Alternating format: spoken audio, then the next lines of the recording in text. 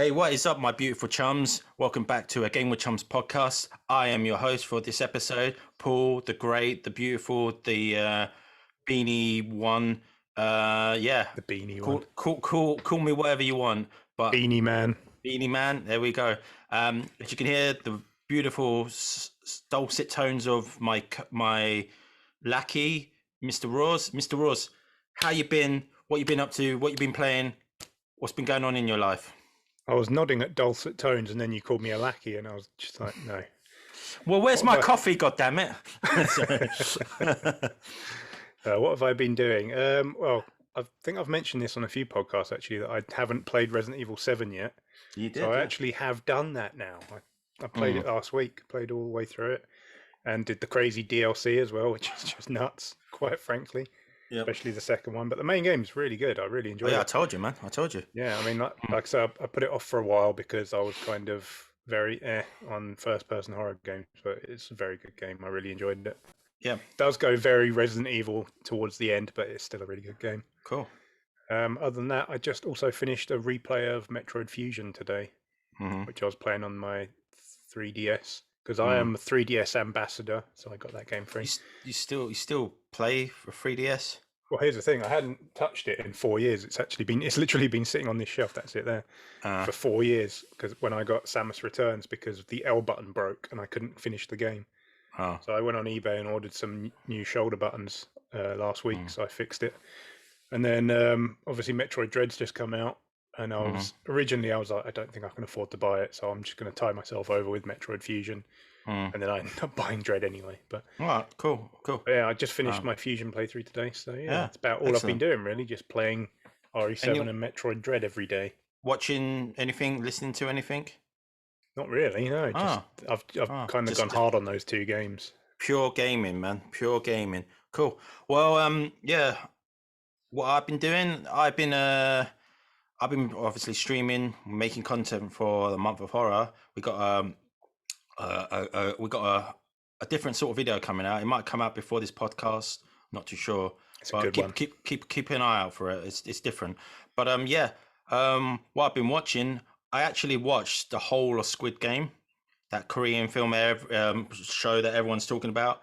I binge watched it last Sunday, and I was actually meant to play Among Us with a group of friends, but I binned them off for playing for watching Squid Game because I thought I was going to watch like 2 or 3 episodes, and it's kind of a slow burn.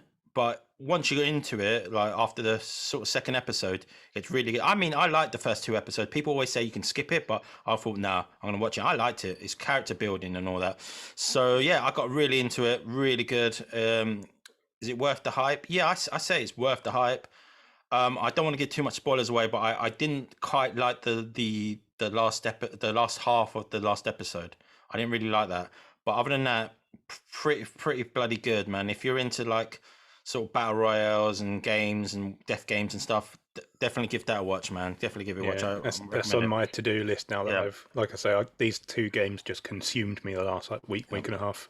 But I've been meaning to watch that, so that's probably got what I'm going to be doing this week. Cool. I do recommend it.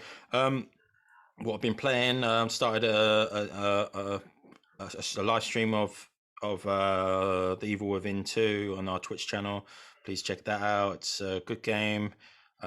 Different from the first. The first was a bit more like a gore fest sort of game, very more dirty, but this one's more of like a sort of like a clean survival horror game. Psychological. Yeah, it's more like in the vein of sort of like a Resident Evil 4, if I can make that comparison. But yeah, that's good so far. Really sort of looking forward to getting deep into that.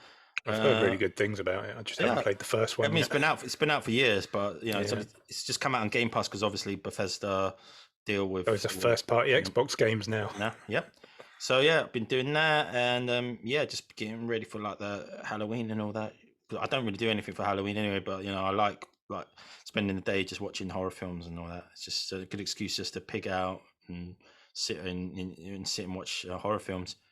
But So, gaming news, Mr. Ross. What has been happening in the world of video games? Anything? Well, as I mentioned, Metroid Dread literally just released a few days ago. Yeah. Got really good reviews, which I'm very pleased about. I mentioned Samus Returns, which is the last Metroid game that came out 4 years ago. Yeah. And that was done by Mercury Steam, the developer in Spain that made the Castlevania Lords of Shadow games. And they've made this one as well. So I really enjoyed how Samus Returns played, so I was pretty sure Dread was going to be good fun. Cool. I think it's had like the best series opening for the Metroid series, which is good as well, because I love Metroid, but it never sells particularly well, so I'm glad to see that's doing well.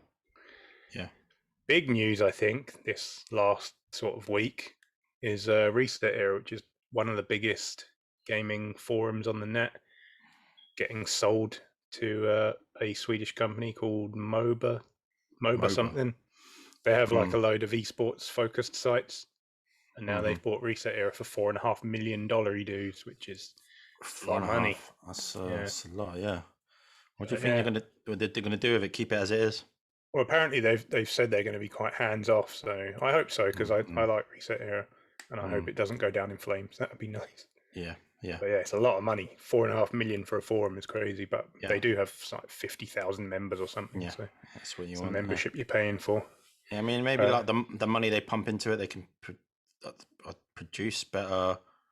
I don't know. They don't produce anything, do they? But just keep the site going. I don't know. Like, maybe they'll do some like community events or something. Who knows? Interesting to see where it goes. Yeah. But any other big news? Nothing else is jumping out at me. Nothing else. This things that's happened on Steam, but we won't get into that because we don't know anything about that cryptocurrency and all that. It's just something that we're not familiar with. When it comes to that stuff. So we can't really comment on that. But anything else in the world of gaming? Rumors happen all the time. You know, Sony going to buy something. There have been some rumors actually. Xbox might buy some. You know, Xbox era, those guys like to tease a lot of Xbox stuff. Good, if you like Xbox. Yeah, one of the hosts today apparently said that he's heard there's a new Killer Instinct in active development, so that's pretty cool. And then Jez Gordon from Windows Central posted some stuff a few days ago about Avowed, which sounds pretty fun, but there's quite a lot of detail in there. You'd have to go and read his report over on Windows Central, but it sounds really, really good. I always think Jez Gordon looks like you. I always every time I see his icon, on his picture, and his Twitter picture, and his little icon. I always think, he looks kind of like you. Stealing my style, man. Yeah, so you should have a word. I mean, we're the only like sort of big gaming platform on the world. But anyway, we wish. This is going to be we got a topic, but we thought we rope in a friend of ours, a friend of the show, and a friend of ours in real life. So we're just going to bring her in. But the topic we're going to talk about is video game stories. What's in our opinion our most favorite? Not necessarily what the best, but what our favorite is. But hit us in the feels. So I'm going to invite her. She's in the waiting room, and you get to see. There she is. Hello. Hello. You all right? Yeah, good. Thank you. All right. Good. I was just saying, like, our topic is about our favorite video game stories. We should probably intro Nikki a bit first. But I'm just saying, like, this is what we're going to talk about. But I was going to say, like, what is who you are, and like to say a little bit about yourself. What's your name? Okay. My name's Nikki. How old you are? Your bank account details. Sort code. Mother's maiden name. Hi, I'm Nikki. How to introduce myself is I've been friends with you guys for almost 9 years. 9 years now, I think. Probably, yeah. Gosh.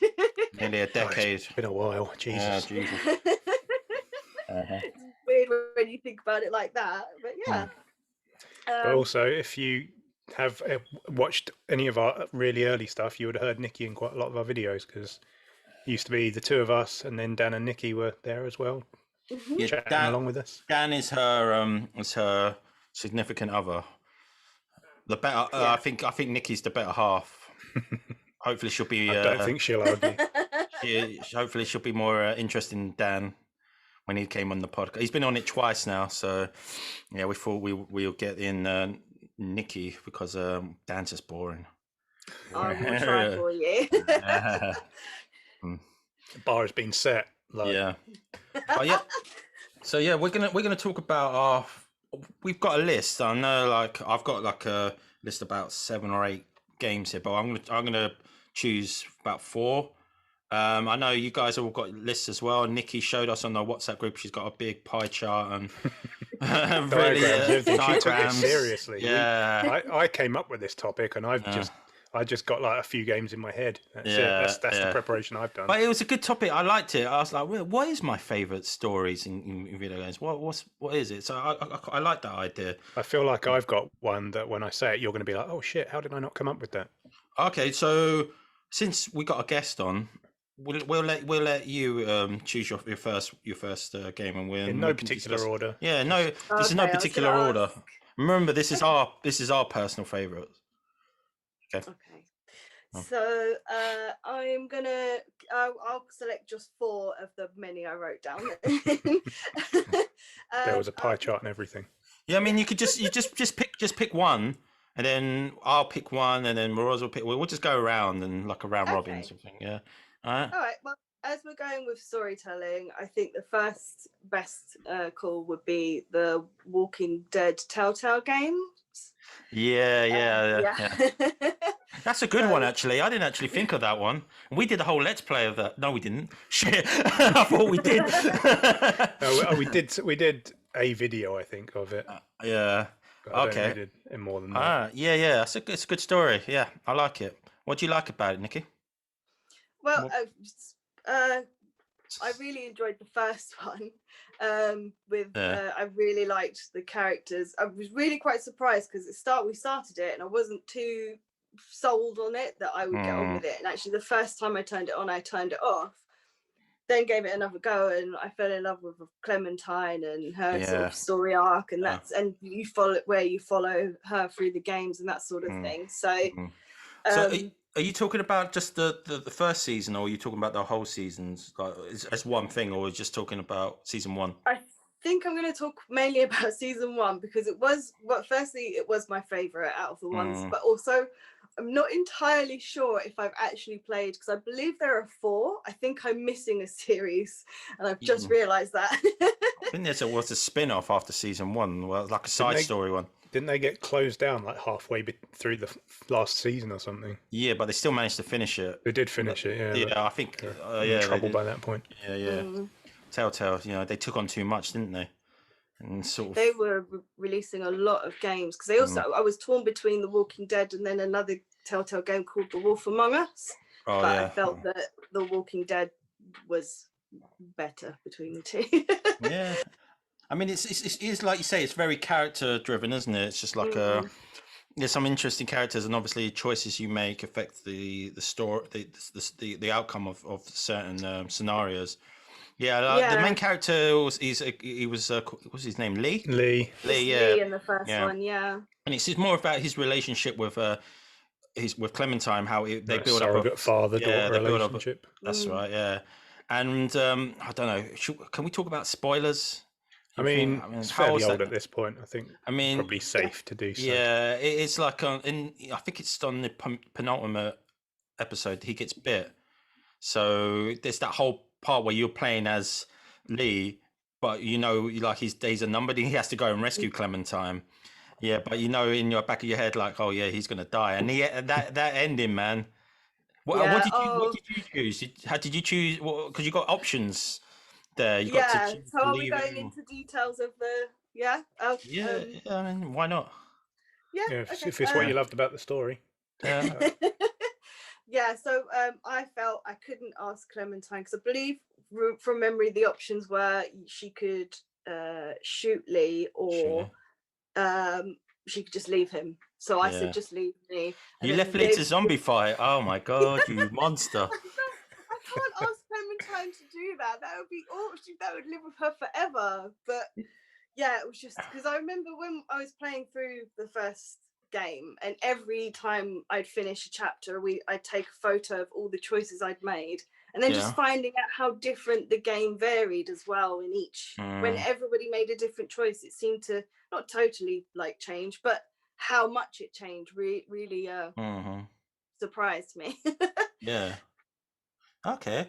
It's All a right, lot of man. work when developers do stuff like that with Can branching narratives. I Tend to be in games like 2 or 3 major choices. But can I say something? Like, not like a knock on the game, but the choices, like, some of them were really superficial. They didn't really affect the game because it still had, like, it still would lead to the same path, just slightly different variations. I mean, like, certain characters die, even if you kept them alive, they still die later on. Do you know what I mean? So it is like the choices you made didn't affect the game that great because everything still went down a linear path, but it just was slight variations. Yeah, but still a good game, man. Good story. Yeah, it's like, yeah. All right, cool. Who wants to go next, Mr. Ross? Since I'm the host, you can go why next. the hell not? Yeah, you I'm go. going to pick this game right here. You don't like, Which say people it. on audio won't know what Yeah. I'm talking about. Is near. Well, that is near Replicant, which is a remake of the original Near, which is the one I'm actually picking. Yeah, cool. Because that's the one I fell in love with, and that came out in 2010, I think, on PS3 and 360. And it's a crazy game. It's there's a lot to say about it. Yeah, like I own the game on 360, but I never actually played it, so I can't really like give my opinion on it. But I heard good things about it. I remember you kept saying, "Oh, you got to play this board. You must play this game. It's really Exactly good." how I sound. And I was just like, "Oh man, yeah, like take it easy, man. Like I'll play it." But yeah, I never did get around to it. So, but it's still on my shelf. I still have it. The thing, if you played it and you just you got through to it, because the big deal with it is you have to play it at least twice really to understand what's going on. And if you just played it through to the first ending, you'd just be like, it's okay, I guess. It's kind of a average action RPG with some crazy characters. But to really talk about the story is to spoil it, so I'm going to have to be very careful because I honestly don't want to spoil it for people because it is. Well, it's probably my favorite game of that generation just because of the story and the characters. But the characters are nuts. But everyone's probably seen Emil, the boy with the skull face. That's a party character in a JRPG, and he's got like a cutesy boy voice. Could you like talk a bit about the story because you're just giving us descriptions of the I'm getting there of the characters. It's just like around to it. It's just like he looks cool. You start off the game in sort of somewhere around like 2050, I think, and it's basically the world's like a apocalyptic, and then it jumps forward over 1,000 years, and you seem to be in control of the same person and his little sister, and it's just kind of the story is kind of piecing together what's happened and how they could possibly be alive 1,000 years in the future. And it's the main theme of it is what I really like about it, because it sounds insane when you listen to like the guy Yoko Taro, the director, talk about it. It was his reaction to 9/11 and the war on terror, which is like, if nobody told you that, you probably wouldn't ever make that connection. But he kind of saw after 9/11 sort of like people just justifying horrific things by believing they were in the right, basically. So your character basically goes around the world killing everything in his path because he feels he's in the right to do it. Sounds uplifting. Yeah, it is. It's pretty. It is pretty bleak. I just go around killing everything. Jesus Christ. Yeah, but he goes around just killing what he thinks are monsters with no idea of what he's actually doing until the end game, when you actually find out what's been going on.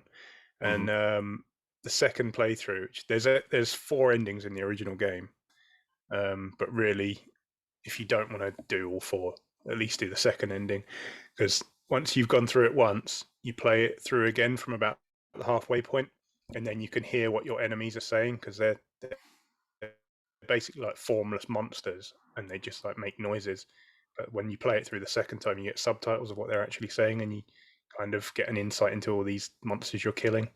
And it's pretty messed up, but it's cool. Just a really good story, really well told, and it plays with the medium of video games as well by making you sort of go through it again, and kind of forcing you to do these actions that we do all the time in games. We play games and we kill thousands of enemies and we don't give it a second thought, and this kind of stops you in your tracks and says, well, maybe you should think about all these enemies you're killing. But I can't really say much more than that because it will veer into spoilers, and I really would hate to spoil this game. Even though it's 10 years old now, I would hate to spoil it for people, but just go and play it. It recently got a remaster on PS4 and Xbox One. It looks great. They added a bunch of extra content into it, and the story's as good as it ever was. Just go and play it. It's amazing. I love it. Nikki, do you have anything to say? Have you played that game? I was gonna just I watched Dan play it, but he's only done the first ending, and I've been begging him to play it again so I can watch the next one, but he's just not. So I think I'm gonna have to go out and buy it and do it myself. I lent it to Dan. I was like, you have to play this. Yeah.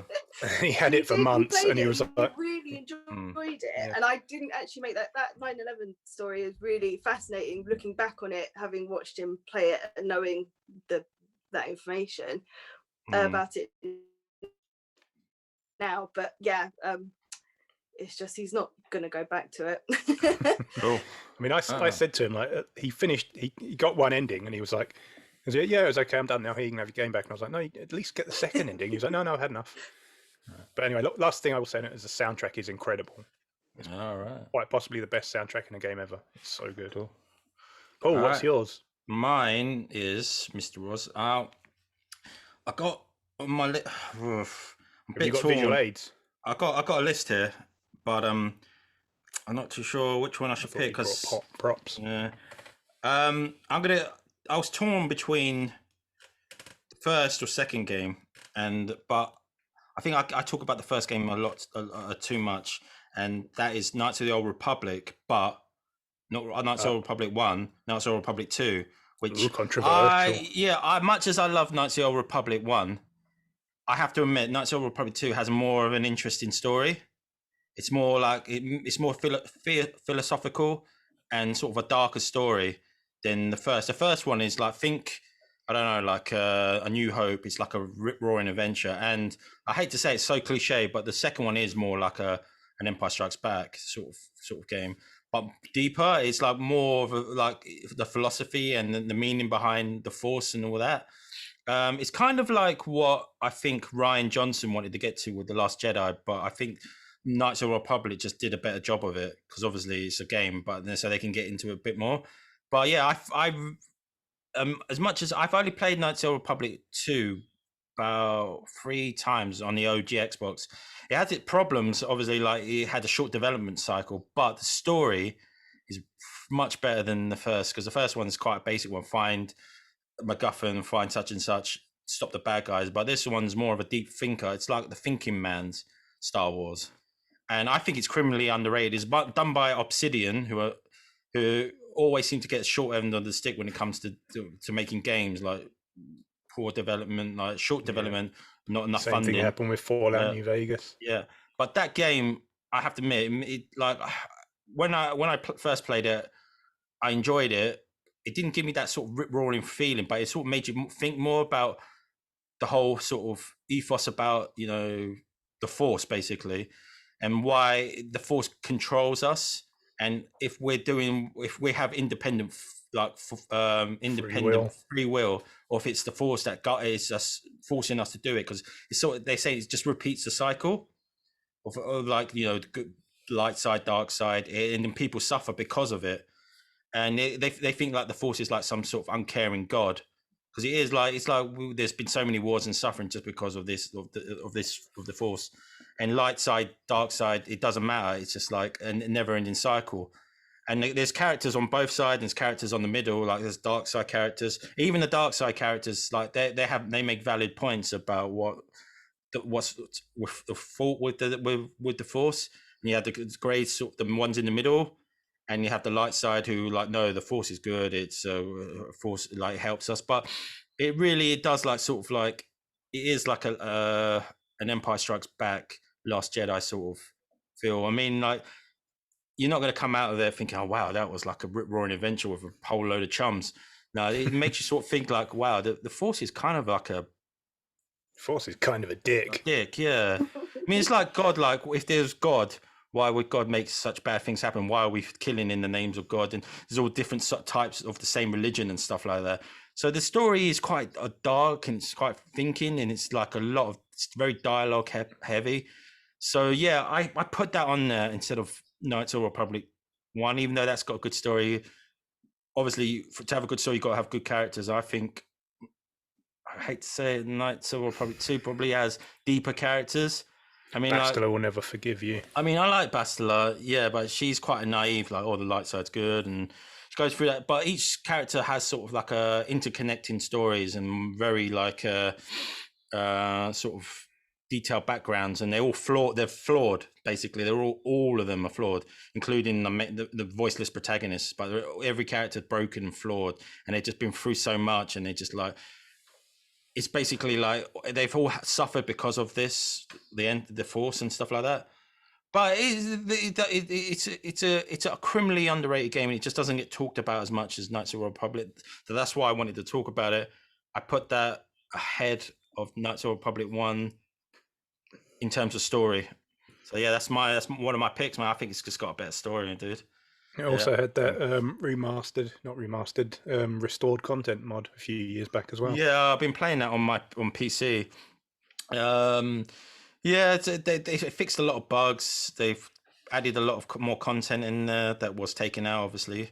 Some of it's just like I can sort of see why it's not in there, but yes, yeah, like even like the broken Xbox original was still pretty good. I mean, it did have a lot of bugs, but I still managed to get through it. I had to use a guide. Obsidian game with bugs. Yeah, crazy. But yeah, that's my one, man. So that's one down. Like what Nikki? What's your next pick? Okay. Does anyone have you played it, Nikki? Oh, do you know what? I was racking through my brain because I have played a Knights of the Old Republic, but I don't know which one it was. I think it might have been 2. Yeah. But that's the only one I ever played, and I never finished it. Oh wow! But it wasn't through it wasn't any fault of the games. It was literally just because I think I moved midway through. So you're like, this is boring. They're just talking. She met Dan at the time, and he threw her Xbox out. That's what happened. Cool. So yeah, Nikki, what have you got next for us? Okay. So I've got I couldn't really level on a third choice, but I'm gonna throw out one. If it's a popular choice, I can change it. But I was gonna say Mass Effect. Yeah. I've got that as well. I've got that. Yeah. See, when I proposed this subject, I thought every one of us is going to pick Mass Effect, so I'm not going to pick it. Oh wow! All right, Mister. I don't follow all three of us. But there's no point all three of us picking it. Let me say, like, I can still talk about it. I love the game, so I want to say, like, I could have populated my list with all like loads of BioWare games, but I was actually torn between putting Mass Effect or Dragon Age Origins on there, and I actually chose Mass Effect, even though I like Dragon Age: The World better. So I like the dark fantasy thing more than the sci-fi epic thing. I do love the setting of Thedas. Yeah, but yeah, Mass Effect. I think Mass Effect 1. Is that the one you picked, Nikki? 2. If I had to pick, I was going to try and sneak in the trilogy, but if I can't do that, it will have to be probably the obvious. It's an interconnected story, so if you want to talk about the series as a whole, you could do that. I don't know, man. No, I think that's cheating. Feel like cheating. Yeah. Like so, yeah. Mass Effect 1. Yeah. What do you want to talk about a bit of it? What do you like about it? Oh, so yeah, I was introduced to Mass Effect again. Didn't realize how much I would love it. I am a sci-fi fan generally, but I'd been out of gaming for a long time, and I just fell in love with all the characters, especially Tali. Yeah. I just really enjoyed the fact that you could really make the character your own. I think it was one of the first games I played where you really the character. What got me first was you got to design your own character. That always sells the game to me. Did you play as male or female? Female. Okay. Yeah. So yeah. For the win. Obviously, I ended up like romancing Caden and all that stuff. Which never goes down well ever. Caden's boring. It's just like his whole thing is like I had L2 implants and I got headaches, and I'm like, it's just every time you go talk to him, he does that. It's like, oh, shut up, Caden. Oh, you're right there, Commander. Oh, I killed my training, my commanding officer. I was like, oh, all right, Jesus. All right, edgy. Yeah. I liked it. I know it's he gets. I kind of really do understand when people do say this they have this reaction a lot. It's kind of like with the Dragon Age sort of, as you've thrown that in there when I say I romanced Alistair. But Alistair, I like Alistair. Alistair's really cool. liked it. Yeah, he's cool. Yeah. I don't know. Clearly, I make strange choices in video games and probably real life. But yeah. With Dan, Jesus. Yeah. Exactly. So yeah, I think that was just what really and Mass Effect. I will still count. It was one of the first games to pop into my head when you gave me this topic to think about. But I thought You took it seriously. You did it like homework, man. You were sending us these messages and stuff. I was like, whoa, Ross, I think he's getting a bit too serious about this. Literally last night, I was like, I've got 2 games. I should probably think about some more. Yeah. That's how much effort I put into this. Yeah, but Mass Effect is a good choice, man. I had that in my list. I was really torn between that and Origins, but I think Mass Effect is my favourite game in the whole trilogy. I know 2 is a better made game, but I think 1 is a better game. The story is a bit better in the world building. It's just more of an RPG and more better of a villain. Yeah, much better villain. Yeah, Saren is a much compelling villain than the Collector. Fucking whatever. What was it? It was just called the Collectors, weren't they? There was Collectors, but there was the Harbinger, wasn't it? Yeah, but Harbinger, you just see him at the end, innit? You don't even see him. And it was kind of a nebulous threat, whereas Saren was a very direct threat, and Saren and Sovereign. Sovereign's much better than Harbinger. But yeah, it was like the mystery of Mass Effect that I wanted to find out what the Reapers were, and finding out like when you visit the worlds and stuff and see the geopolitics going on there and stuff like that, and how like each race views humanity and stuff, because humanity was the new kid on the block at that time, and we sort of came in there thinking, well, with self-entitlement, which sounds quite human, and we wanted stuff more before we were ready to do it. So yeah, I enjoyed it, just like people looking down on us, kind of thing, like, because we were coming in and going, we want a seat on the council, and they were like, what have you done? Literally, how long have you been? You've been on the galactic stage for like 100 years, and what have you done? Had a war with the Turians, who the Turians probably could have beaten you. So it's just like, oh, okay. But then like you get made a human Reaper, Spectre. Then like you sort of gather your motley crew, and like as you said, characters make a good story. So you had fantastic cast. Yeah, Rex, who's I think is a more interesting character than Grunt. Best Krogan, definitely. Yeah, you had Garrus, who they flesh out better in Mass Effect 2, I think. Yeah, he's much more of a character in 2. In 1, it's more about his CSEC origins and tracking down that organ. Dr. Splicing Soldus. Dr. Salus, Dr. something. He's something. I played it something. And you got Tally, and she's like a kid there, so she's on the pilgrimage, so she's quite young and naive there. They do flesh her out better in 2, obviously, because you got the recruitment and you got the loyalty missions. But yeah, she was. It's always weird when like people go, "Oh, I can't wait to romance Tally." I'm like, well, when you first met her, she's like basically an adolescent. And they're like, oh, she's romanceable. I was like, oh man, I don't know. She's like, I sort of saw her as like a little sister. Kind of yeah. I mean, I went after the space races. So what does that tell you about me? Oh yeah. I was like, oh, I'm not going to go after Liara. Here you are criticizing Nikki's choices. Yeah, Caden might be boring, but he's not a space Nazi. Yeah, but she had reasons though why she was so defensive against aliens, because of what happened with her grandfather. There's a stigma against the Williams family, so she's got this sort of like sort of attitude that she's not attitude, but she's always got to prove herself, and she's kind of like standoffish with aliens because of what happened with her grandfather, and which her grandfather was the first ever human to surrender to an alien force.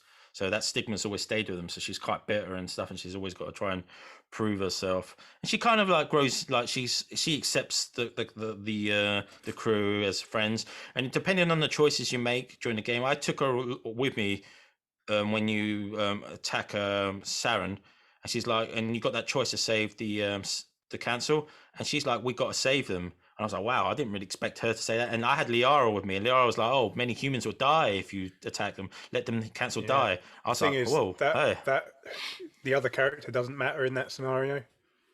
Listen, if you take it matters to me, goddammit. No, what I mean is there's two characters in Mass Effect 1 who you can influence, Ashley and Garrus. So you can influence Ashley to be less space racist, and you can influence Garrus to be less bloodthirsty. Yeah, he just wants to go and murder that dude. Yeah, and if you influence Ashley to be less racist and you take her on that mission, then she is the one that says we need to save the council. But then to have balance, whoever else you have in the party, it doesn't matter who they are, that person will take the other. That makes sense. Stance. Yeah, that kind of makes sense. Or even if it's kind of against their character, they'll say, no, you should just let them die. But yeah, man, Mass Effect, great game, great story, great world building. Sort of gateway into the Mass Effect franchise. And obviously, also, we've told this story before about how we met Mark Meer with wearing silly T-shirts. Nikki was with us when we did that. I was. Yeah. Maybe I might have to put that up on our Instagram, like Game with Chums Instagram.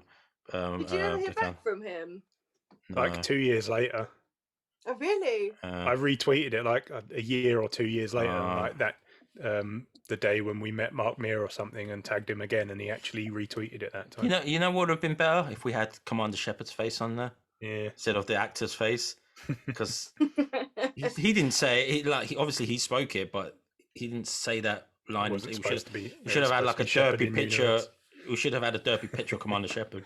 But anyway, if we ever meet him again, we can do a do-over. Yeah. Anyway, Mass Effect, man, good game, good choice. Game. Mr. Roars. All right, so here's the one I was going to pick that I said I bet you'll be like, oh shit, how did I not think of that? And that is Steins Gate. Oh, fuck me. Oh, no. Oh, shit. That's so brilliant. I love it. That's brilliant. I didn't think of that at all, man. Fucking hell. And I have the game on like 3 different platforms as well. Shit. Yeah, great, man. Yeah, great choice. I don't know why. I just had it in my head that you would just forget about it somehow. I've got it on like I said, 3 different platforms, and the animes and all that, man. Christ, yeah. Sorry, Roz. Like, carry on. What do you love about it? Well, I think I've got it on 3 platforms as well. I've got the original game on the Vita, which is what I played it on, and then I've got Elite on Switch and on Switch on PC, which is the one where they sort of remade it using the scenes from the anime. Yeah, which I've only played like half an hour of that, but the original on Vita it's just an amazing story. It's kind of a slow burn to get into, and it gets really deep into some like theoretical physics stuff, a lot of which just went completely over my head. But it does kind of ground it a bit. It's a time travel story, I should start off by saying, but it's actually a pretty grounded time travel story, and a very sort of personal one that kind of drags this nerd, this like anime nerd guy basically, into a web of intrigue and all the friends around him and everything. And he starts off being a chunibyo, so basically acting like a kid, believing in conspiracy theories and stuff, and he actually ends up in a conspiracy theory, well, not a theory, an actual conspiracy to control the world via time travel.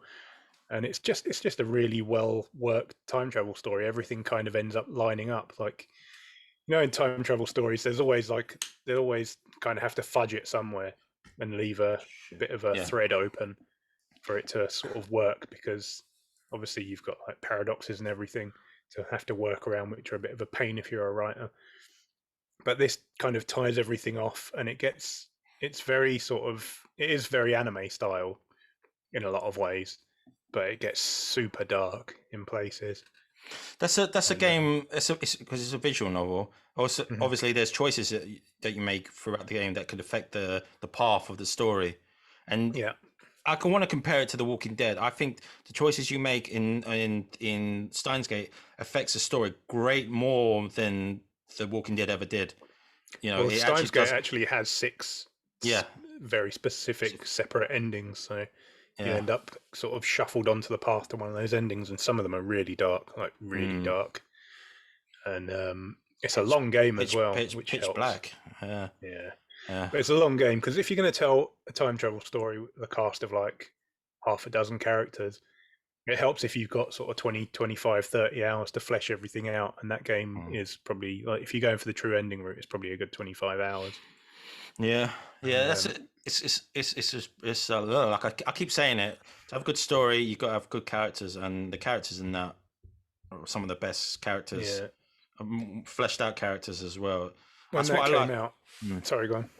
That's what I like in a good story. I mean, you can have a great plot, but the characters, if they're not sort of like They got to developed, carry it. yeah, they got to carry the story. They got, you're going to spend like however many hours with these characters, and you want them to be sort of fleshed out. You want them to have problems. You want them to have like doubts. You just want them to be more human, if that makes sense, because you just don't want them to be like have believable relationships between the rest of the cast. Like that, because you don't want them to be bland and boring, because then you just like we won't be interested. But yeah, the characters, the friendship that they all have, that's what made it really good. And when it does go wrong and it affects that group dynamic, it and hits you in the feels when stuff goes wrong.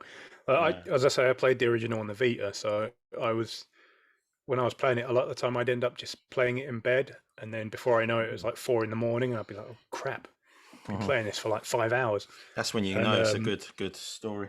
Yeah, and it's like when you're reading a book and you get really invested, and you get to the bottom of a page and you're like, "I know someone's going to die if I turn the page, so I'm just going to put the book down." That was what I was like with Steins Gate at times, and there are like some characters do die in a very bad way. But it being a time loop story, you end up witnessing it over and over again, which is a bit much. But it's just a really well told, internally consistent story with great characters. Really good time travel story. You don't really get many of them. Another one I'd really like is Quantum Break, which is also internally consistent, which helps. But yeah, Steins Gate is just Steins Gate.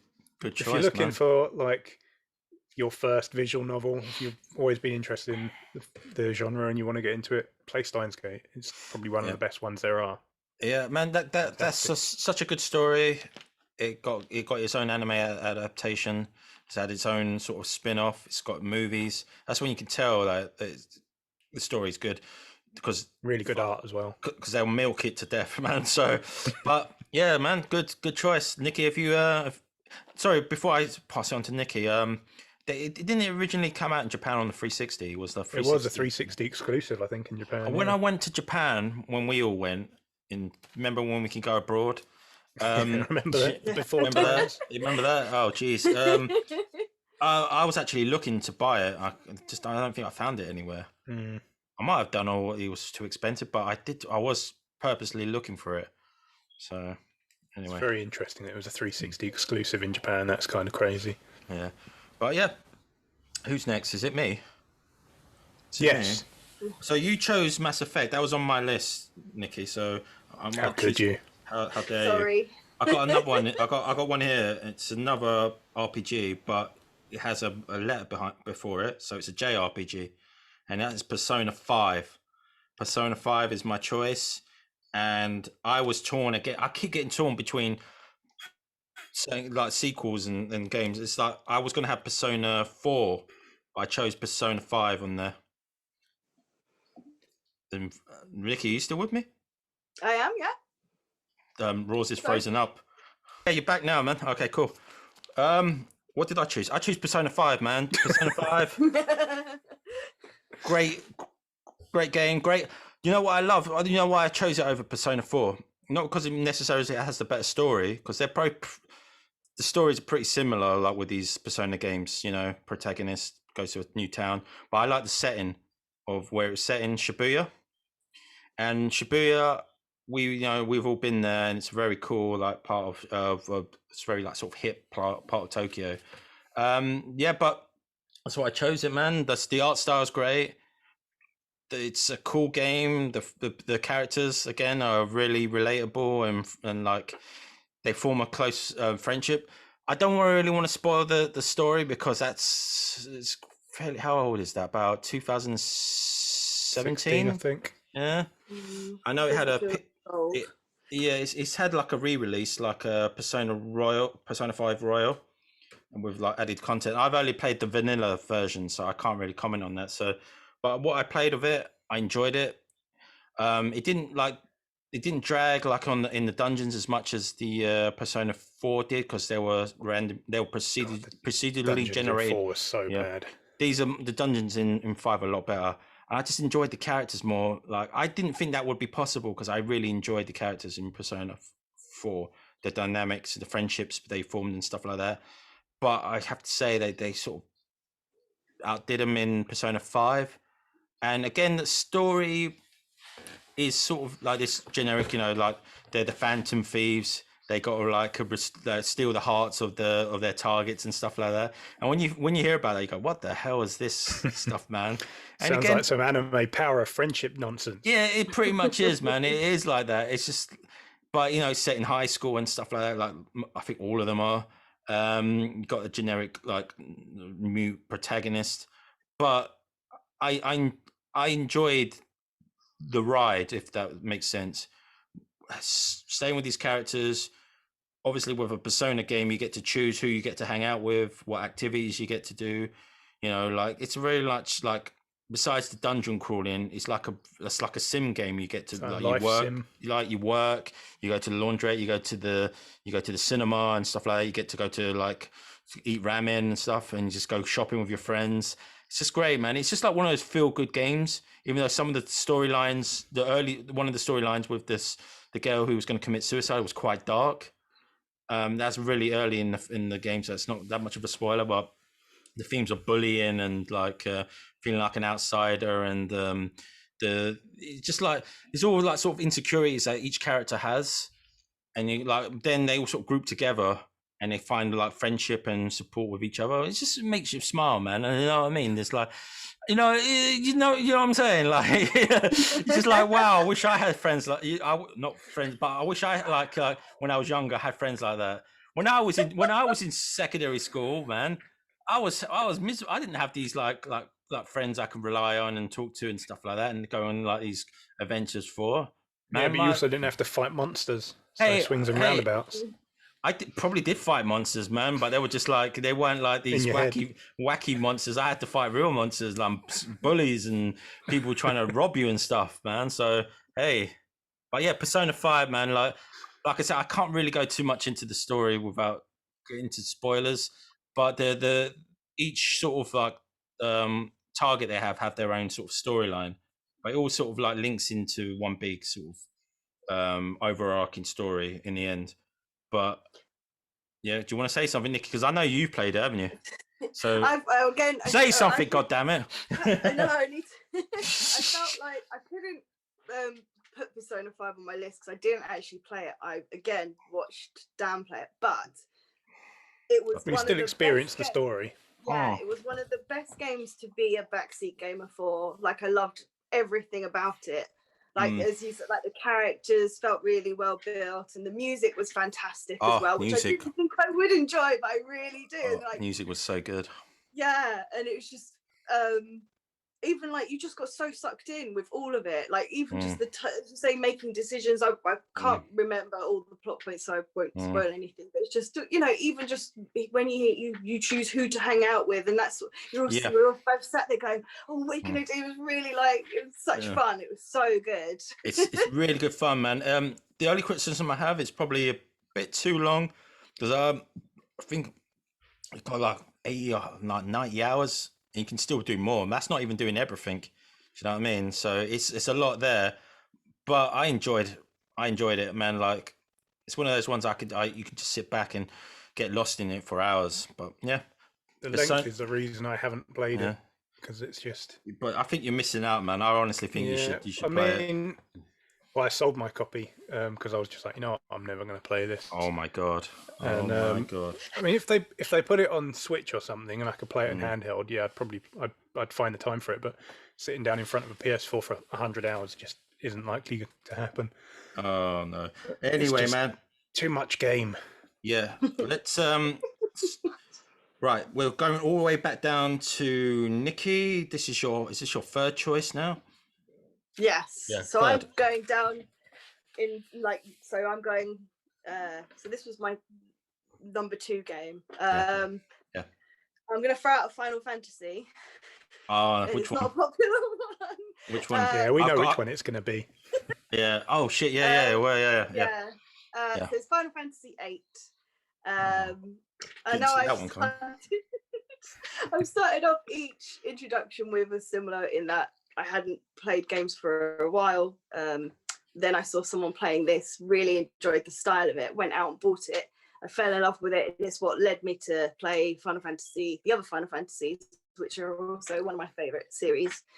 But again, like, I think also with all due respect to the game, it's probably the one game I've played where you really don't like the person you're playing as for a very long time, but everybody else. Yeah.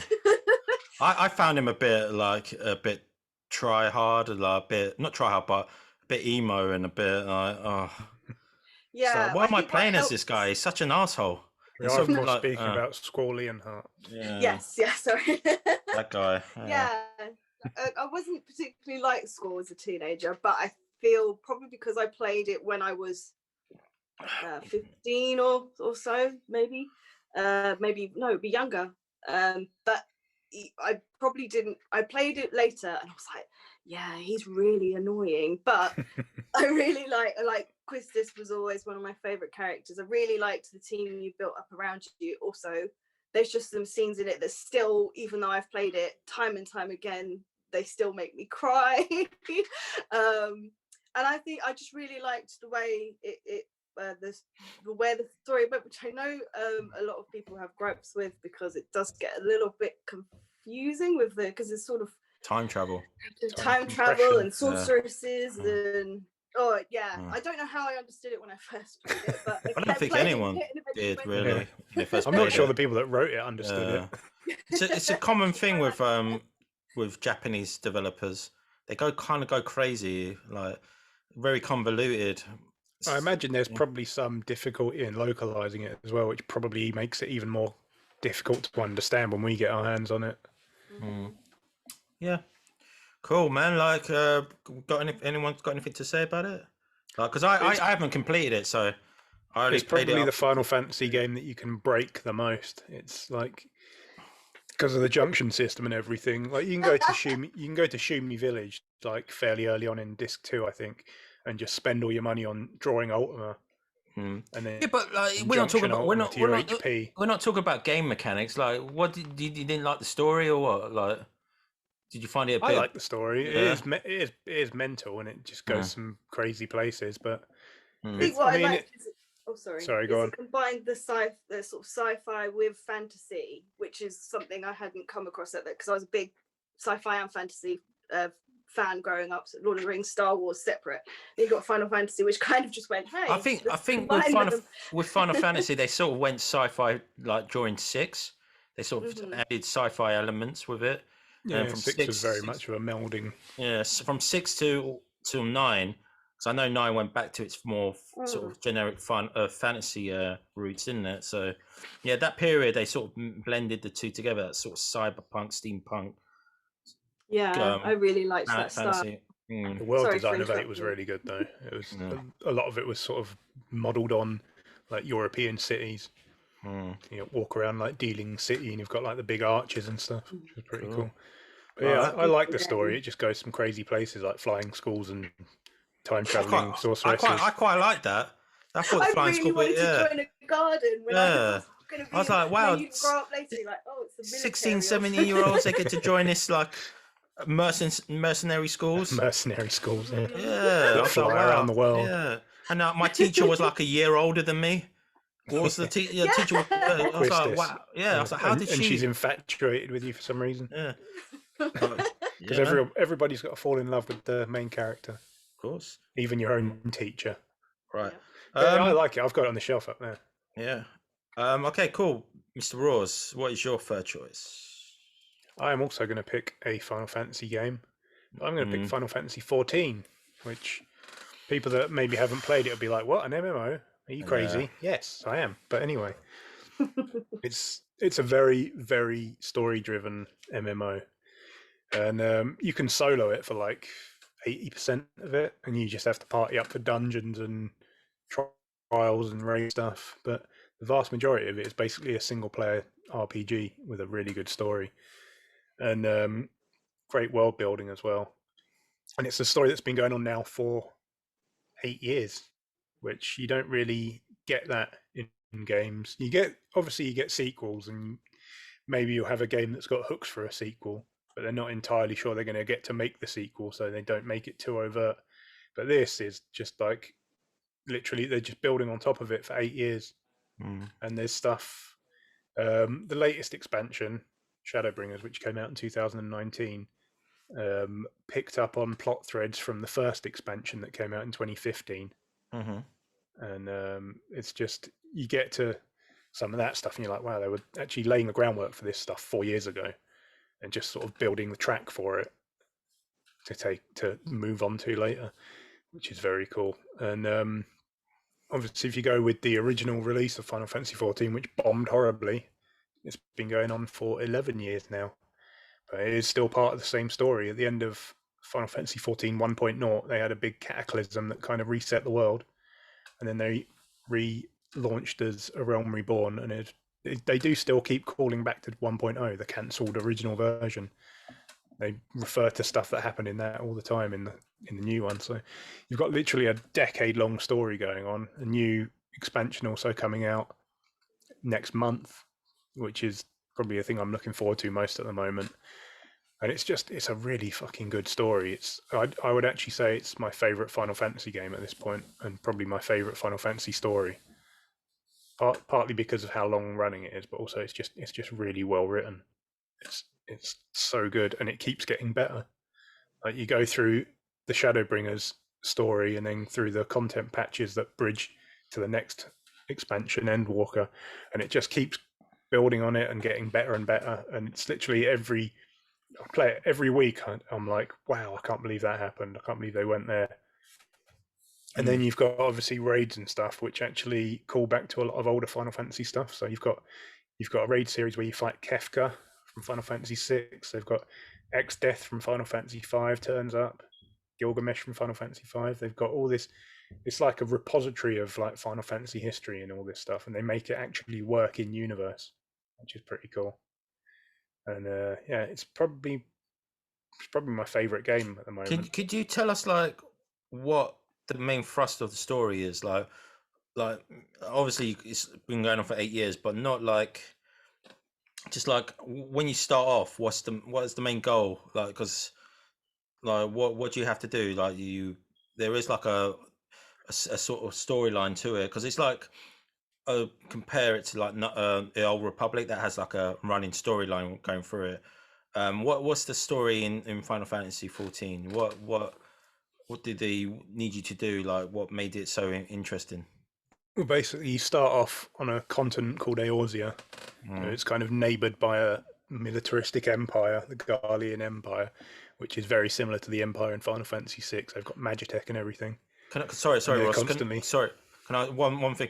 Can you choose like to be against the Empire or work or with the Empire, or is it just they're always antagonistic? Okay. So you have Eorzea is a continent, but it's made up of 3 city-states, so you get to pick which one of those you start with, basically. But a lot of it is sort of like fighting back against the Empire, and then you kind of find out more about the Empire's origins and how it sort of basically ties back into an ancient civilization that nobody can remember, that effectively destroyed their own civilization and now are trying to restore it. Yeah. And restoring their old civilization will destroy the current world. So it's shit. Yeah, if that sounds intriguing, go and play the game, because the story is way better than I'm making it sound. It's so good. I think it is my favorite Final Fantasy story at this point. And I love Final Fantasy. You guys know that. Yeah, I feel like. But yeah, I also have it tattooed on me, so that's how much it means to me. I mean, like, there'll be. I've got a Final Fantasy quiz that I'll be the quiz master of, because obviously, like, you guys know more Final Fantasy than I do, but I will unfortunately be leaving Final Fantasy 14 out because it would be an unfair advantage because you're the only one who's played it. So, but yeah, yeah, all right, that's fair enough. Yeah, yeah. 3 points for me, basically. Well, you'll be intrigued by the quiz I got. I think I remember trying to play Final Fantasy 14. I've actually Dan used to play it. Me and Dan actually started playing it together on the PS3 years back. I played it. And you've played a bit because we did a video of it. Video for it, yeah. And I quite liked it. So yeah. But yeah, Final Fantasy 14. Okay, who's goes? Is it my go? Fantastic game. Is it my turn? Number 3 for Paul. It's your go. I've also got a Final Fantasy game. No, I haven't actually. I've actually got one on there, but I thought that we've had too many on. We've got too many on there. So I'm going to go for a different one though. Right. I'm going to go for Life is Strange, another point and click game, and I really enjoyed that. We did a whole Let's Play of that, and I tell you what, our very first Let's Play. I think it is. Yeah. First Let's Play. Nikki was on that. Yeah, shit, she was. Yeah, you were. It was at the house, wasn't it? Yeah, that's right. Yeah, I just remember that one scene where we had to talk down one of our friends from jumping, and we were all on edge trying to like get her to come down, and when it finally did, we were all like cheering and like really happy. So that's a sign like it's a good story. I mean, like the story again involves fucking time travel. You know what I mean? So fertile ground for story. Yeah, Jesus. So that's kind of a clutch, a plot device that a lot of people seem to use as time travel. But again, Life is Strange, man. Like the story's good, man. It involves themes of like bullying, blackmail, isolation, loneliness, abandonment. It's got it all in there. Set in a small town in America. It just which happens like the main character happens to discover she has time powers. She goes a bit like crazy with it and using it for her own selfish means, but then she realizes that there's a purpose to why she has these powers. Like she discovers that she has like a it's like she was given these powers for a reason, and it all leads up to like a apocalyptic event near the end, which again you have a choice of should I save? A very binary choice. Very binary choice. But it's like it's again it's one of those cliche things. It's the journey that sort of made it.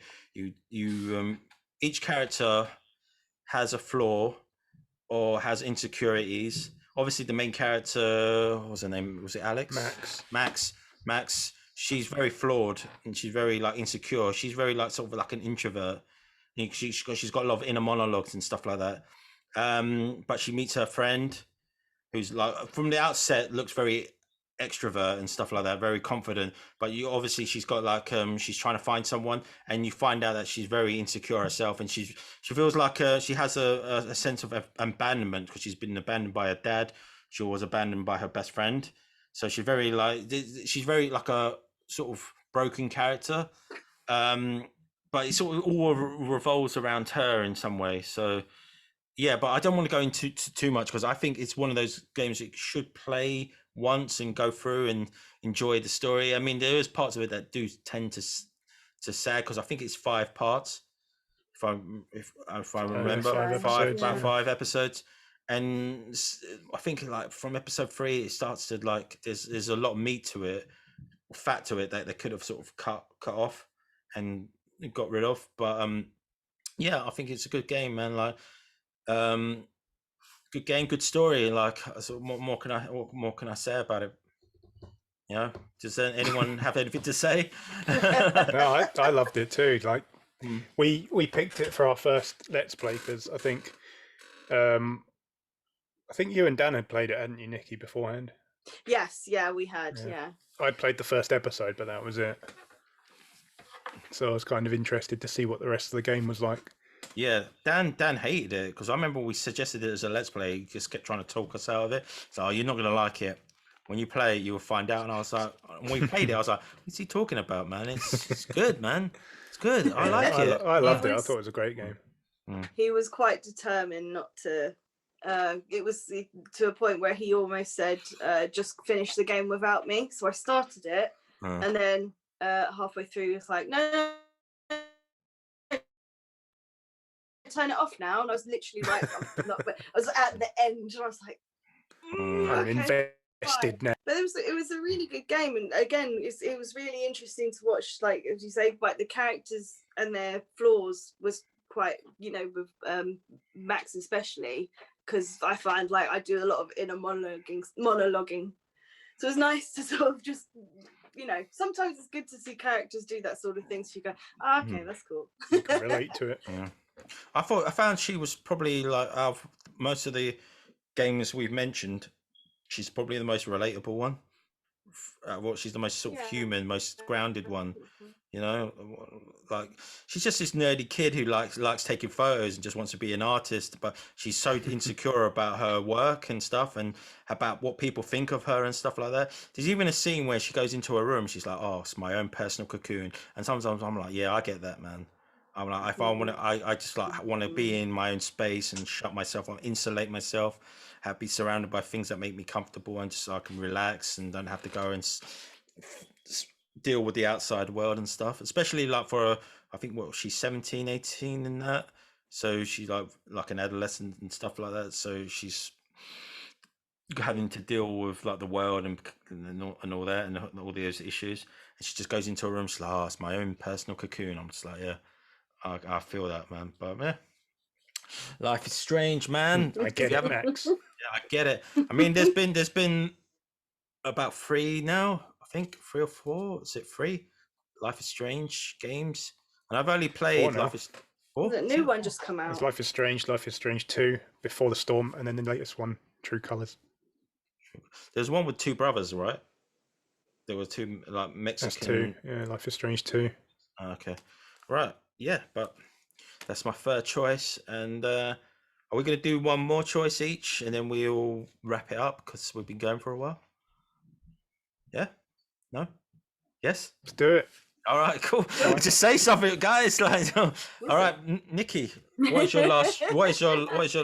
Before we do that, before you make your choice, we'll do honourable mentions for the ones that didn't make the list. If you got that, because I've got a couple. We won't talk about it. We'll just say what our honourable mentions was. I've got Final Fantasy VII, obvious one. The Last of Us, which I thought was a really good story, but it's quite a generic story. BioShock Infinite, which I thought had again fucking time traveling, alternate powers and stuff like that. And I got Red Dead Redemption 1 or 2. I was trying to decide which one. But that's my honourable mentions. Mr. Ross, what are your honourable mentions, if you have any? I'll say, to begin with, Quantum Break, which I mentioned very briefly, but again, another time travel story. But just a really good, well-contained, internally consistent time travel story. And I still want a sequel, damn it. Yeah. Other than that, there is Halo 3, which I love. Halo 3 is one of my favourite games of all time.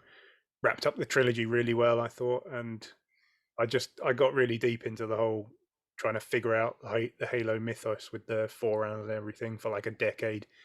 And Halo 3 just fed into that massively. Oh.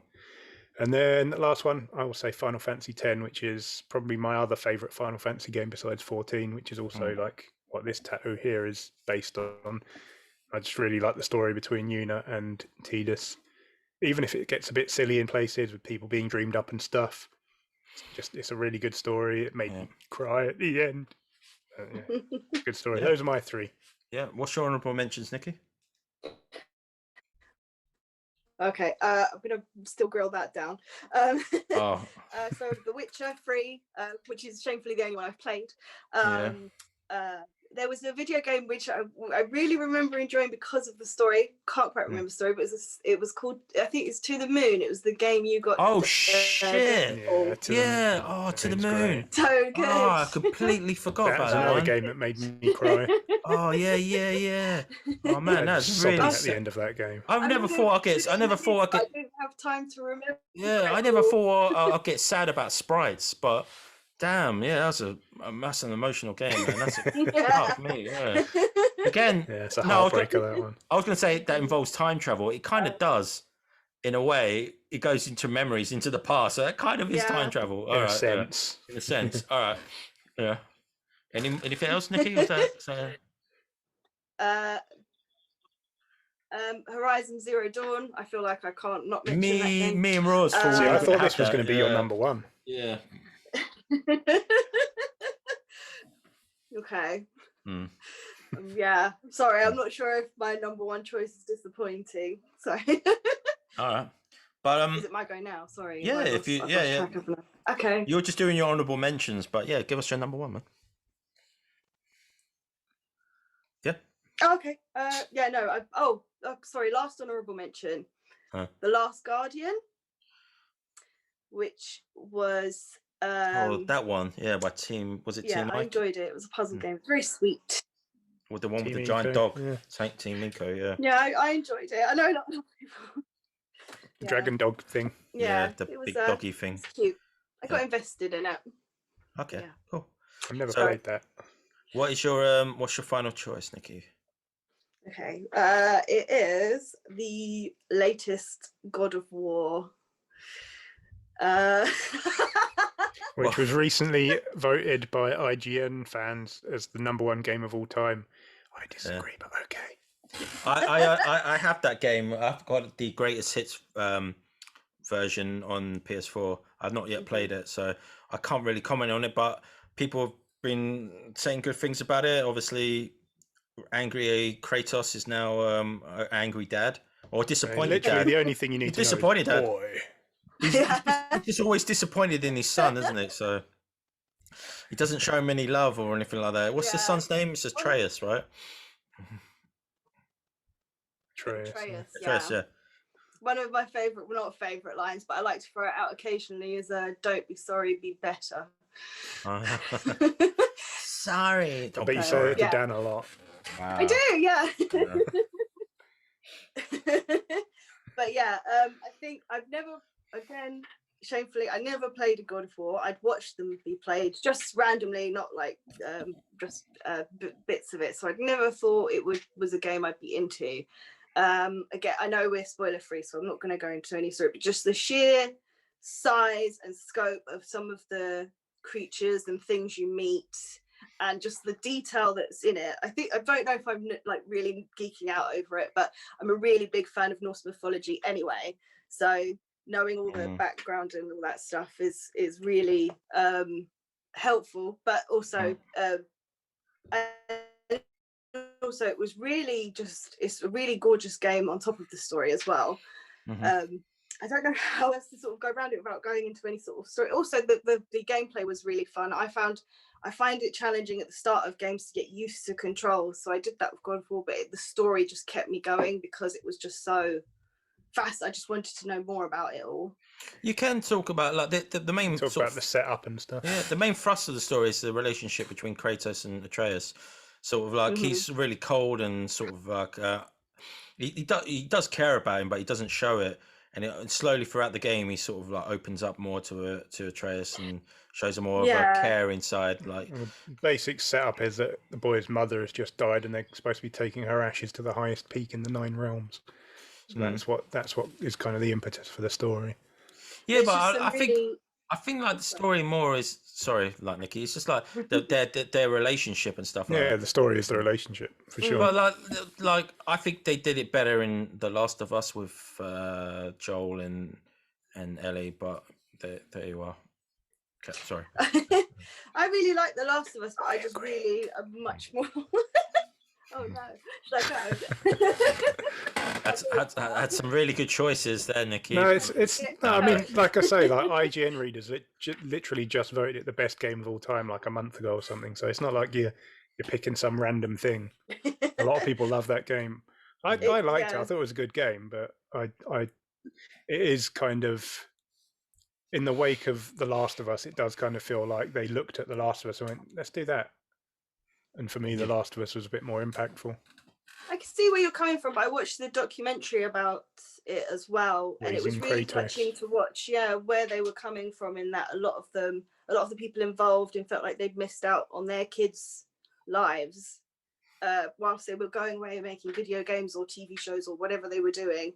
It was really quite touching, realizing that amount of love had got into it, and that it was sort of like their apology, which was really quite sweet, I thought. And then, as you say, there's sort of moments throughout where you're, you know, it's all building slowly, and you know, you just want to grab Kratos and shake him sometimes. But it was, I found that I'd never ever been interested in God of War. Maybe that's why I sort of felt really strongly about putting it as number one, because I've not really, apart from, it's very rare I'll see a game midway through a series and then jump on that, I guess. I like to start at apart from The Witcher 3, which is, I just kind of dived in on that one. But yeah, it was good to experience. It was just a good, I just felt like the story was, it felt like it was a good use of my time, because I was really invested in it, and I really wanted to see where they went. It is a good spot to dive in for newcomers as well, because it doesn't, it references the past games, but it doesn't really go deep into them. So you can just go straight into that one quite easily. I quite like the fact that they sort of don't ignore the past games, but it's a lot more of a standalone sort of game, because it is like the original trilogy is just like, I'm angry, I want to get it's very I want to get 2000s edgelord game. I want to get revenge on the ones who wronged me. My family like died, and their ashes are on my body, and I'm angry. Like, Which is so dumb. I was like, yeah, like, I get it. That can be for the one game, but they stretched it out to 3 games and basically slaughtered his way through every like god and demigod. Or 5 if you count the PSP ones. I don't count that, but yeah, there you go. All right, cool. They are canon. Yeah, they are. Mr. Ross, have you got one? I'm going to pick a pretty left field one, which I keep trying to tell people to play, and they're like, yeah, shut up, go away. And that is Yakuza 0, which is amazing. I love that game. And it's quite a long-running franchise at this point. I think the first one came out in 2005, and Yakuza 0 came out, I think, 2011. In Japan, it was a PS3 game at the time. It was PS4 over here, and then recently came to Xbox in the last sort of year or so. And it's you play as Kiryu, obviously the main protagonist for pretty much all of the series, but you also play as Majima, who is kind of like Kiryu's foil in the earlier games. He just is kind of portrayed as this madman who just likes violence, and it's a prequel to the main game, so it's set a bit before, and you get to kind of see how both of these men kind of become the men you see in the later games. And it's like watching a Japanese drama, basically. And it's very earnest and very grounded, but then you have the side stories which are completely bonkers. Like, you got at one point, I think this is actually in the main story, at one point you've got to buy booze for drunks in a park just to get some information out of them. But there's crazy stuff as well. Like, at one point Michael Jackson turns up. He's called Magic Johnson or something. I can't remember his name. It's basically supposed to be Michael Jackson, and you have to help him shoot a music video in Kamurocho. Yeah, and it's basically like the Thriller video. So you got to like fend off fake zombies and stuff. So it whiplashes from like serious kind of procedural drama to completely off the wall like side quests. But the main story is just really good. It's full of twists and turns. It's like I say, it's like a proper grounded sort of earnest Japanese crime drama, and the characters are really good. And there are times when like you see like Majima in tears, and you're like, whoa, this guy's like a crazy guy in the later games, which goes around like trying to stab people on the street for fun. And here he is like breaking down in tears. And it's some of the twists you'll figure it out beforehand, and then when it happens in the game, you'll be like, yeah, I figured that out. But then just something else that you didn't expect happens and kind of puts you right back on track. But it's it's about, it took me 60 hours, but I did almost everything in the game. So you can probably do just the story in half that, but it's definitely worth playing. And it's also virtual tourism. It's based in the city it's based in is Kamurocho, but it's literally a almost carbon copy of Kabukicho in Tokyo, where we walked through there when we went to Japan, and it was wild. It was like, I've played a handful of Yakuza games by that point, so I knew the map of the games, you walk through Kabukicho, and so much of it kind of matches up that it's just like I'm walking in a fucking game world. This is crazy. But yeah, the Yakuza series as a whole is amazing, but Yakuza 0 happens to be a good entry point because it's a prequel and probably one of the best stories in the series. It's just really damn good. I love it. Everyone should play it. Nobody has an excuse. It's on almost everything now. It's on PC, PS4, Xbox, just not on Switch. Sorry, Nintendo fans. No. All right, cool. I guess that's me. And my last one is an oldie, and I don't know if how many but a goodie. Oldie but goodie, and I think it's only available on. Well, it was to play it now. It's available on the handheld, and it's a JRPG which involves time travel. Does anyone know what it is? I loved it when I played it. I remember trying to get the game, and I remember everyone saying it's like really hard to get hold of, but I managed to get a hold of it quite fairly easily on Amazon. Yeah. This is a SNES game which also got a DS port. Yeah. Do you know what it is? Chrono Trigger. It's fucking Chrono Trigger, man. I love Chrono Trigger. It's a great game, man. I really like. I was thinking like, wow. I was like, because I kept thinking like good games with good stories. I kept thinking about like this gen, last gen, 360 gen, and maybe the PS2, Xbox gen. But I was like, well, there's got to be something before that. And I was just like thinking, there is, isn't there? And it's Chrono Trigger. Chrono Trigger like had amazing story, very convoluted story, but it's a good story which involves fucking time travel, interdimensional fucking aliens. So yes, Chrono Trigger, man. Sensing a theme tonight. Yeah, I was actually thinking like, should I actually put this down because I'm like time travel again? I mean, like I think about 50% of our choices involves time travel, but it's a clutch. When it's done well, it's done really well. I don't think the time travel elements in Chrono Trigger actually make much sense. I know that they get a time machine flying back during many different parts of the of timeline, and it's so like convoluted and stuff like that. But it came out in '95 for a game of for that game of its time. I think it influenced a lot of later games and stuff like that.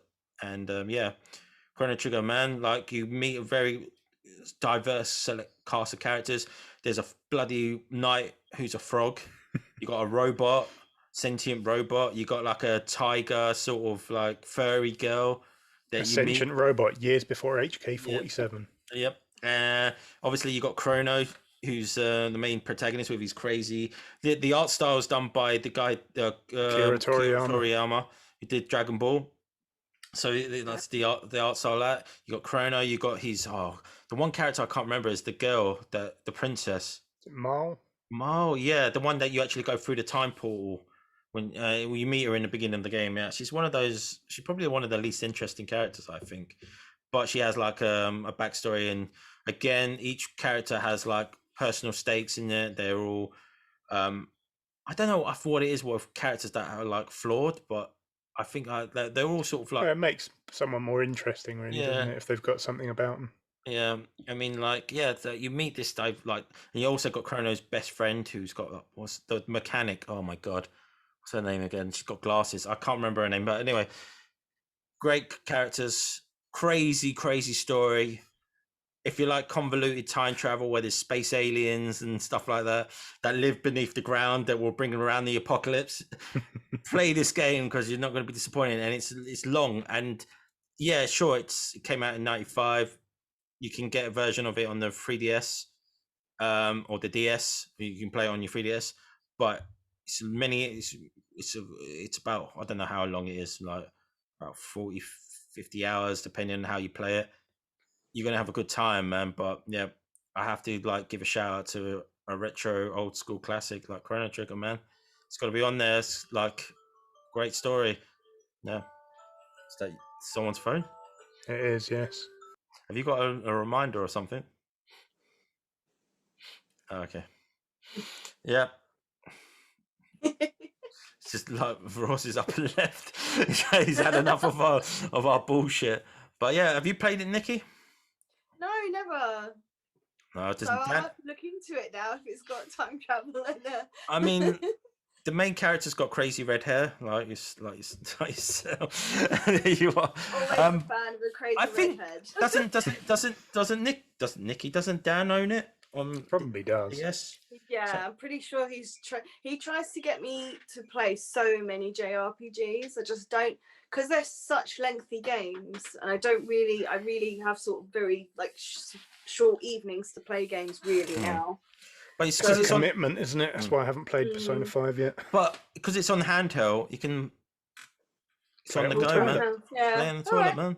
I'll Yeah. have a look. Yeah, have a look. And yeah, Chrono Trigger's my one, man. It's quite left field. It actually, because I actually had it on my shelf there, and I was just like, oh yeah, Chrono Trigger, man. Why haven't I thought that? I keep thinking about modern, like great graphics and stuff, but this is just fucking sprites and stuff like that. And they just when they get emotional, they bounce up and down in the on up and down. So it's just but I think it's one of those games that I should have mentioned that should get a remake on one of our old podcast rules. But I just completely forgot about it. I was like, that deserves a remake. It did get a sequel, Chrono Cross, which is not as came out on a PS2, I think, or PS1, but not as well loved. But people do like it. But I've never played it, so I can't really say much about it. But I'm not even sure if it even came out in Europe, to be honest. Chrono Cross. I might have been on just Japan and North America. I'm not too sure, but yeah, Chrono Trigger, man, get to it, play it. Even if you play the first few hours, man, you'll be surprised. It just goes off into some weird places. It even has like a futuristic future where like mankind has fallen and the machines have taken over. It just gets nuts, man. It just goes crazy. I'm just like, you know what? Whatever, man. Go on, Japan. Just go crazy. Just go nuts. I'm here for the ride. Yeah. Take me with you. Take me back to the Stone Age where I meet like a fucking anthropomorphic, fucking like furry like tiger person who wants to have sex with Chrono all the time. Sign me up, man. Sign me up. Yeah. And this on the family-friendly Super Nintendo. Exactly. But yeah, unbelievable. I think that's all our choices. Yeah, and it's just it's been fun, guys, man. So yeah, if you listen to this on, I would say it's been a pleasure, but I can't really say that. So I'm joking. Yeah, it's very like Thanks for coming on, Nikki, man. This is why guests never come back.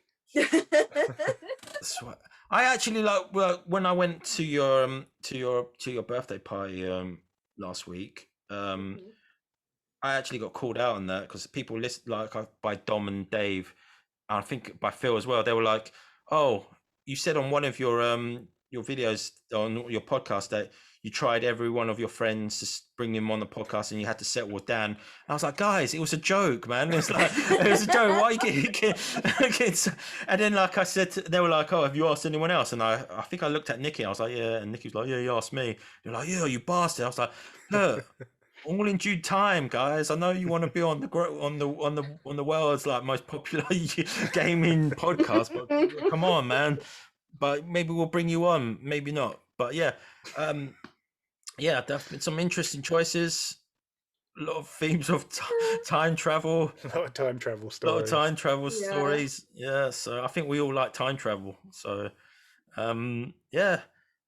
Anything else you guys want to say before we wrap up this podcast? Yeah, go and play Steins Gate right now. Yeah, go and play Chrono Trigger if you can get a copy. It's hard to come by now. I actually imported a US DS copy because it was quite hard to get a UK one. Or if you want, I would say use an emulator, but Nintendo have been cracking down hard on that shit. Nintendo will kill you in your sleep. But yeah, we had a very lovely guest, Nikki. Thanks for coming on our podcast, and we'll probably have you on again sometime in the future. So please subscribe to our YouTube channel, Game with Chums, various other social media platforms, Twitter, Instagram, Twitch, anything you can think of, we're probably on there. Not on TikTok though, but yeah. So we're not that hip. Yeah, thanks for listening. This podcast is available on Spotify. It's also available on Amazon Audio, and anywhere else you can get your podcast apart from iTunes. So yeah, thanks for listening, guys. We'll see you again next time. Bye.